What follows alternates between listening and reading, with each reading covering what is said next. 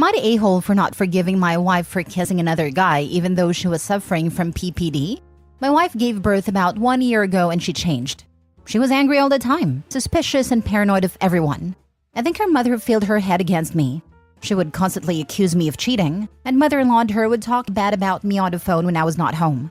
One day, she said she's leaving me and her mother was packing her stuff. She left with our daughter to her mother's house.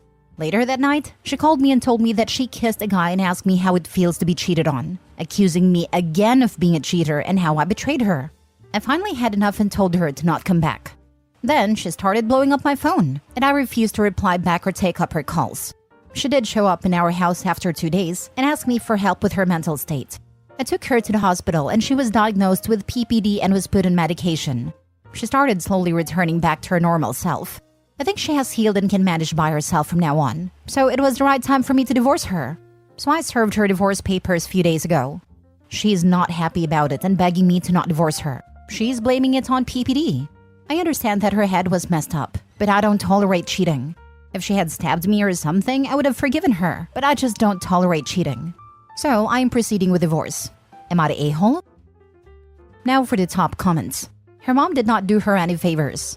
Tell her to talk to her mom about this. Yes, mother-in-law was living the stereotype. It infuriates me to think of a mother messing up a daughter's marriage and mental health like this. I've experienced this firsthand. It literally took 10 freaking years to repair all the damage. The symptoms you are describing, paranoia and delusions, do not fit with postpartum depression. They sound more like postpartum psychosis. This is very different and very serious. It can cause paranoia, delusions, and hallucinations. Are you sure your interpretation of the diagnosis is correct? Years ago, when I worked in mental health, I worked with a social worker who had to have a client section because she had visited, and the client was oiling up the baby on a baking tray and about to put it in the oven because she thought it was a chicken. Postpartum psychosis. Well, mom certainly is toxic. I'm reminded of the Reddit story about a guy whose PPD wife was good friends with her neighbor. Neighbor poisoned the water there as well, told the PPD wife that the husband was a cheater. Coming home late, cheater. On the phone, cheater, etc., etc. Husband was not cheating. He was working more hours to save money and did everything he could to help PPD wife. Tried to get her meds. PPD wife became inconsolable over the cheating and left him and the baby. She eventually took her own life because of the lies of a toxic neighbor. The toxic neighbor had the absolute gall to ask him if she could speak at a funeral. It was so sad. No, it was tragic. Just saying that your wife may be, or had been, in an easily manipulative state. Her mother is feeding her garbage about you, and perhaps that should be taken into account before pulling a trigger like divorce. Sounds to me like she kissed the guy to punish you, not to sleep with him. It's immature, but I don't consider it cheating. I've been cheated on, so normally I jump on a cheat wagon fast. But just be hesitant to divorce someone who isn't in their right mind, who someone they trusted implicitly was feeding them lies while they were in a depressive state, and did something that she would absolutely not have done if those things weren't in play. I mean, did you ever have any concerns about cheating before all this happened? If you value the marriage and family, it might be worth getting your wife the help she needs with her depression, go to counseling together, and then decide whether or not the marriage will work. Next story. Am I the a-hole for kicking my boyfriend and his kid out because his son was constantly scaring my baby on purpose? I was diagnosed with PPD, so I'm not sure if this is playing a part in my actions or not. I've been with my boyfriend for 6 years, and he has a 12-year-old son, Jake. I've owned my home for nearly 10 years now. They moved in 2 years ago. Our daughter is 3 months old. Now, Jake loves his sister. He's always holding her and trying to help. But there's been a massive issue since I had her with him purposely scaring her, walking up to her and yelling "Rah!" He thinks it's hilarious when she does startle reflexes, and then laughs when she cries, saying, "Aw, I'm sorry. I didn't mean to scare her like that," but continues laughing and continues purposely trying to scare her. At least 4 times a day. Now, I have always told him to cut the crap. I've told him several times that he is hurting her ears. I've told him several times that is not funny. And then not even 3 days ago, I lost it entirely and told my boyfriend and him that if he purposely scared my kid again, then they would be evicted and gone from my constant life. I said this because while my boyfriend does correct his kids sometimes, he also tells me I'm overreacting. I said that it's natural for kids to think it's funny when babies get startled, and I simply don't understand because I've never been around multiple kids. His son has a half-brother and apparently did the same with him when he was a baby. But anyways, I lost it and threatened to kick them out. And in that moment, I truly felt like an a-hole because Jake looked sad and just went to his room. But like, Last night I stepped out of the room for a minute and my daughter was in her swing. Jake went to sit here, and when I was out of the room, I heard Jake, very loudly and fast, say, "What are you doing?" in a baby voice, and my daughter starts screaming immediately following. I heard my boyfriend take care of it. And then like an hour later, I went to the bathroom and the baby was in her seat. Then I heard "rah" followed by the baby crying, yet again. So I told them to pack their stuff and get out now. I didn't wait for a response, because now I'm trying to calm down my baby. Jake tried apologizing and said it was a habit, and my boyfriend started protesting, saying it's not a big deal, and I just refused to acknowledge their excuses and told them to leave. My boyfriend sat down on a chair, said he wasn't going anywhere, and that this is his house too. So I said I would leave then, and have cops serve him an eviction notice. He tried begging me to calm down and kept saying, "He's freaking 12. What do you expect? He's not going to be perfect." I left and this morning I filed for their eviction. Everyone thinks I'm being ridiculous here, but Jake refuses to stop and I'm tired of him purposely yelling in my daughter's face to scare her 4+ times a day. Edited to add, I also have asked Jake why he does this, and he has said he thinks it's funny when kids cry. Not the a-hole. Yes, he's 12. Old enough to know better and to not do it. Old enough to listen to instructions. Would he like it if you startled him every morning? No. He's 12 but he's being an a-hole, and it sounds almost sadistic. Yeah, it will escalate when the baby is no longer scared by it. OP needs to protect herself and the baby at her home. I hope she sees this in case she starts backpedaling. That's exactly what I was thinking. If he thinks it's funny when babies cry, when she no longer jumps at scares, will he do little things to hurt her in order to make her cry? Not the a-hole. Jake thinks it's funny to scare a baby and laughs when she cries. I would consider his behavior abuse, especially since he's been told numerous times to stop. Even after threatened with eviction, he still did it. It almost seems like a power trip to him, picking on a smaller person with the express intent of scaring them. It might be that he is jealous because he isn't getting all of the attention. Regardless, he needs help. And repeated trauma experience for a 3-month-old baby startling them to tears multiple times a day is traumatizing, begins to program their brain. This level of early development is so crucial. The accidents we do as parents and family are enough to break them. Repeatedly being yelled at and startled by a random monster her brain has no means to process is a surefire way to mess up her development, permanently. The fact that the dad doesn't know that nor defend the baby from it, and like others have said, likely why is not with a second mother and baby in his role as a dad, is an unforgivable offense. Next story. Am I the a-hole for giving my children permission to defend themselves and ruining my brother's visit? My brother has 2 stepkids, 10 and 8, that are absolute brats. He is infatuated with their mother though, so he will not discipline them. It's fine, because we do not see them much. Over the holidays, he came over with his family and the kids were horrible. My daughter 11 and my son 10 wanted nothing to do with them, so I gave them permission to go to their rooms and lock the doors to keep the peace. My brother and his wife started complaining because my kids were being bad hosts. I said I wasn't going to make my children unhappy to appease his. Eventually, my kids did come out to try and play together again. His kids started pushing my son around. He told them to stop, but they wouldn't. My daughter told them to stop bugging her brother, but they wouldn't. They came to us and told us what was going on, and my brother called them tattletales and told them to just go play and deal with it themselves. I asked him if that's what he really wanted. He said yes, let kids be kids. So, I took him to my daughter's room and pointed out that she had multiple belts and trophies for martial arts. Then I showed him my son's room, same thing. Then I went back to the living room and told my kids, in front of him and his wife, that they had my permission to defend themselves. He immediately called his kids over and told them to behave. Their mom was not pleased. She said that her kids were just having fun. And I said that my kids' idea of fun was probably a little more violent than hers. Long story short, they behaved for about 10 minutes and then they decided to test my kids.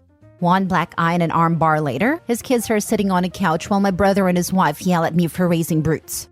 For the record, each of his kids, although younger, are bigger than my daughter, and they had multiple warnings to play nice. So, currently there is a huge family fight because I let my kids beat up his innocent angels.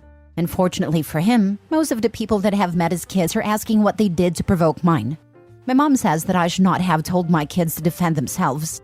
I told her that she was welcome to host any and all gatherings that involved those brats. Last time they were there, they destroyed a stuffed animal that had the remains of her last dog. She doesn't like having them in her house either. Am I the a-hole? My mom says that I should not have told my kids to defend themselves. What kind of stupid nonsense is this? Instead of defending the kids who are being bullied and laying into your brother, she wants to further encourage the bad behavior? I wouldn't trust anyone around my kids who's defending the stepkids' behavior, and I'd make that known. Some people are so determined to keep the peace in the short term and avoid hard confrontations that they willfully blind themselves to problems that will cause long-term damage. Easier for mom to ignore the stepkid's bratty behavior and pressure other family members to do the same than have a hard discussion with her son about his and his wife's parenting, risking her relationship with said son in the process.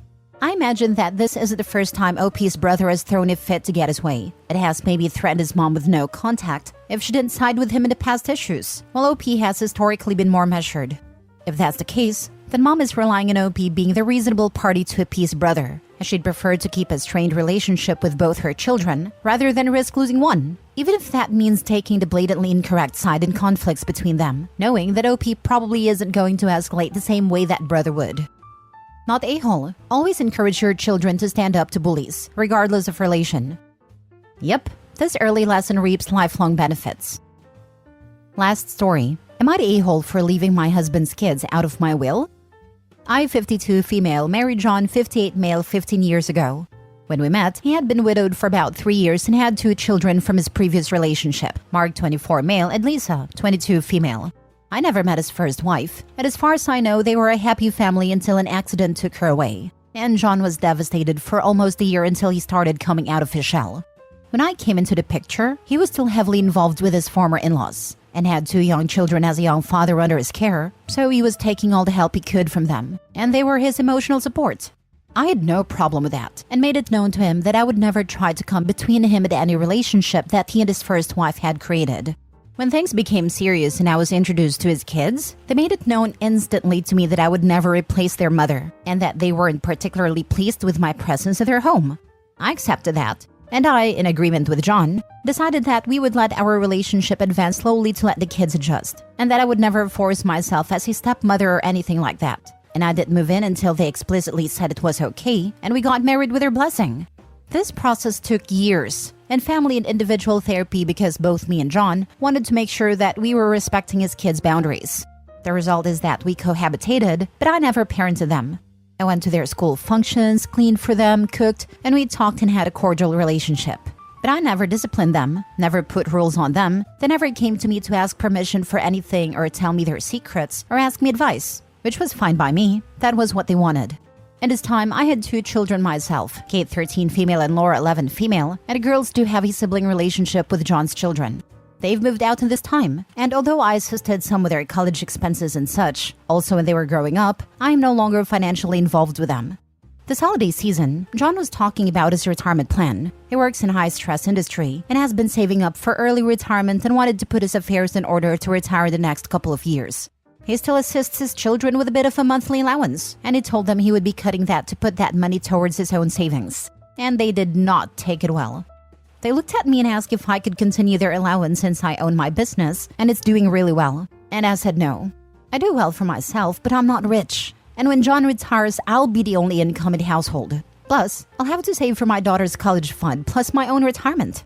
As the conversation of my finances followed, they tried to say that it was my responsibility to take care of them. And I was just taken aback by that statement because they explicitly told me many times, including recently not just as children, mind you, that I was just their father's wife, not their mother. So, I have absolutely no responsibility towards them in that regard. When she heard that, Lisa got angry and brought up the fact that she expected to inherit my business someday because she grew up with it.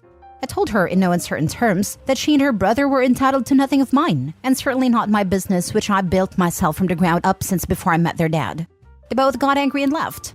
My husband knew about all these arrangements well before all this, but is angry about how it all went down. And has been bombarded with messages about what a selfish witch I am since the argument, by his children and his former in-laws since New Year's. And even my daughters are mad at me now.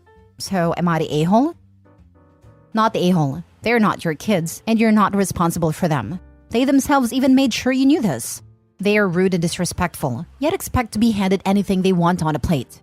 You owe them nothing. If your business goes to anyone, it's your own daughters. Don't back down from this. They're not, never will be, and never have been your responsibility, which is what they wanted. But even my daughters feel like their siblings are part of this. I always felt like they as kids should put the boundaries and I shouldn't be the one overstepping. But now everyone is turning on me? I don't know if I really did something wrong. Your daughters had a different relationship with them than you, so it's understandable that they feel differently than you. They got to experience a sibling relationship with them while you were repeatedly told you're not family. You didn't do anything wrong. With how entitled these kids are acting now, I don't know if you should just give in anyways, but it's up to you and how you want to settle this argument. I just feel kinda bad, because I'm always reading in this forum about awful step-parent trying to force blended families and erase previous familial situations. And I always felt myself so superior by how I handled things and how I never let the memory of my husband's previous wife fade in my household and the relationship of my daughters and their siblings. Now I feel like it's all going to the crapper. And maybe if I had done something different and tried to be more involved with John's children, we wouldn't be on this situation or something? I don't know. I am very confused and frustrated at this moment.